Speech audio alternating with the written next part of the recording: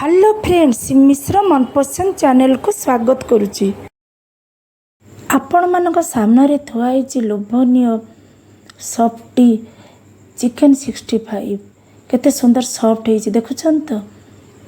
यही चिकेन 65 को केमिति मु प्रस्तुति कली यही रेसिपीर वीडियो को मूलर शेष जाए देखंतु। आपण माने सब्सक्राइब करंतु, लाइक करंतु, कमेंट लिखंतु। आपण माने मध्य यही प्रणाली घरे प्रस्तुति करंतु। ये वीडियो को देखिकिरी यही चिकेन 65 खाई पारिबे। परोटा सहित मजा लगे खाइबा को, रुटी सहित, गरम भात सहित टे पानिया डाली हेतु बहुत भल लगे खाइबा को। चिकेन 65 पे मो आधा केजी चिकेन नहीं देखो ताको परिष्कार भाव में धोई देछि, पानी जमा नहीं। चिकेन किंतु छोट छोट पीस हेबा दरकार। चिकेन 65 रे छोट छोट पीस हेले भारी स्वादिया लगता है, भल लगी था। यह द्वारा कौन सब मसला गोला जीव आपण मानक मु देखई दूची। वर्तमान रसुण 20टा, अदा 1 इंच नहीं, यह को बटा होकर वर्तमान ता देहरे मु पकेबी। ये 1 इंच अदा और रसुण संग संग बाटी दूची, बाटी पकई दूची। विभिन्न मसला गुंड ये पकाउची। 1 टीस्पून धनिया गुंड नौची, हे देखंतु। 1 टीस्पून जीरा गुंड छोट चम्मच, 1 टीस्पून गरम मसला गुंड, राग पे नौची 1 टीस्पून सुखला लंका गुंड। चिकेन 65 रो मेन लाल कलर मेन जरूरी, तेणु 2 टीस्पून नौची काश्मीर चिल्ली देखंतु। 1/2 टीस्पून हलदी गुंड एथरे पकई दूची। 4 टेबल स्पून दही एथरे मु पकई देली। बड़ चामच रे 4 चामच दही एथरे पकई देली।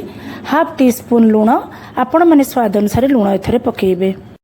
कॉर्नफ्लोर एथरे मु 4 चामच पकाउची। कॉर्नफ्लोर परे 1 चामच मैदा पकेइबी बैलेंस पे।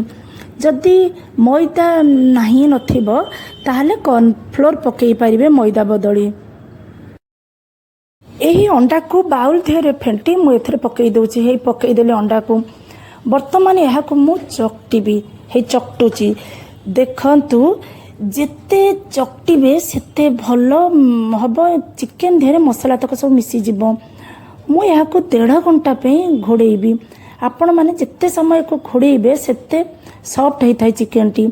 से चिकेन 65 बहुत लोग खाइबा को पसंद करती, कारण चिकेन टी बहुत नरम थाए बोली।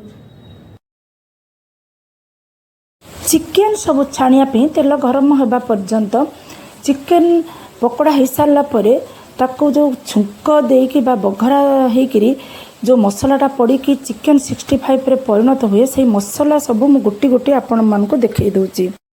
देखो 1/2 इंच अदा नहीं, टिक टिक कटा जीव। 2टी शुखला लंका नहीं, छुंक देहरे पड़ो। 6टी बड़ बड़ रसुण कोला नहीं, टिक टिक कटा जीव।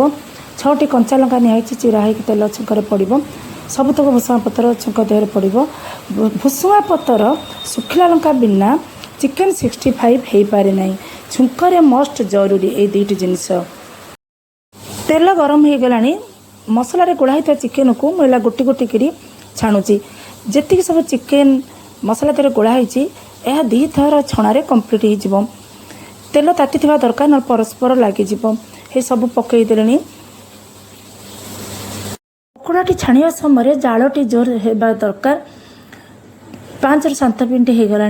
सुंदर भाव पकोड़ा तक सुंदर भाव देखुन तो गोटी गोटी करी एबे 3 मिनट आउ तेल रे ये छणा हबो। 3 मिनट पर यह मो टिश्यू पेपर ऊपर को काढ़ीदेवी। पकोड़ा सब लगी तेल सब टिश्यू पेपर टाणी नब। देखुन तो केड़े सुंदर पकोड़ा गुड़िक हो जाइए।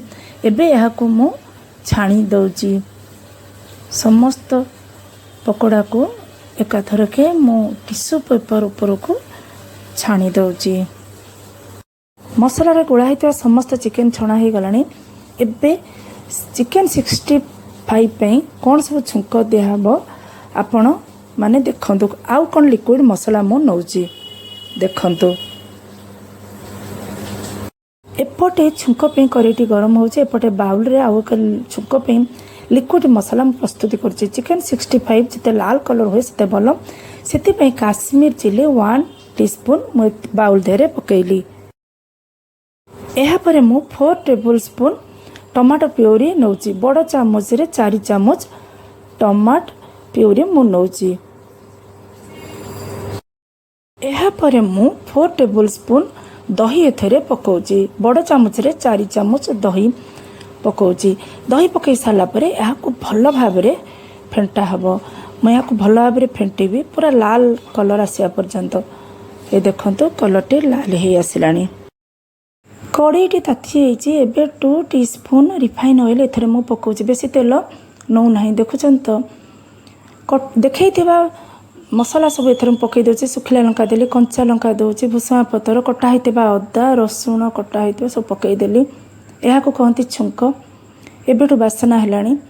यह प्रत्येक मुहूर्त भाजवा पड़ो ना पोड़ीज भजा ही आसला। एबे मु प्रस्तुति करथिबा मसला प्यूरी एथरे मु पकई दूची ए छुंक देहरे। एथरे जो मु दही गोलई थी दही रे टेस्ट पाई टिके नाकू एथरे मु लुण दूची। ये देखो टिके नाकू स्लाइट लुण देली। यह बेसी समय फुटब ना। मु जाल पूरा बंद कर दूची। एथरे प्रस्तुति करथिबा चिकन तक एथरे मु पकई दूची। चिकन देहर जस्ट ये मसलाटा लाखिक रहिबो ग्रेवी हबो नाही। टिश्यू पेपर देखुछंती ऑयल गुडा केंद्र रही जाइछि। यह कहती चिकन 65। यही चिकन 65 रेसिपीटी आपण माने मूलर शेष जाए देखिले। यही रेसिपी को देखि बर्तमान प्रस्तुति हो जाइए। रेसिपीटी केमती लगे सब्सक्राइब करंतु लाइक करंतु कमेंट लिखंतु। बर्तमान मु सर्व करुच्ची। देखंतु आपण मानक सामने लोभनीय लाल लाल केड़ी सुंदर चिकन 65 प्रस्तुत हो गला।